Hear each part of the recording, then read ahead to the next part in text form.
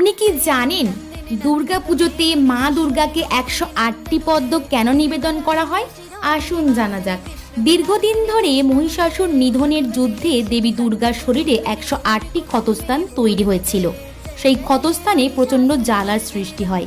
দেবীর ক্ষতস্থানের জ্বালা দেখে দেবাদিদেব মহাদেব কাতর হয়ে ওঠেন এবং দেবীকে তার ক্ষতস্থানের জ্বালা কমানোর জন্য দেবীদ্বয়ে স্নান করতে বলেন। দেবী মহাদেবের কথা মতো দেবীদ্বয়ে স্নান করেন। দেবীদ্বয়ে অবতরণের পর দেবী দুর্গার 107টি ক্ষত থেকে 107টি পদ্মফুল ফুটিত হয়।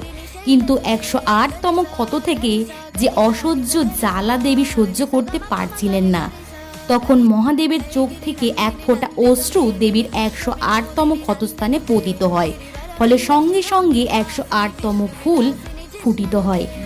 আর আজও মহা অষ্টমী তিথিতে 108টি পদ্মফুল দিয়ে মা দুর্গাকে নিবেদন করা হয়।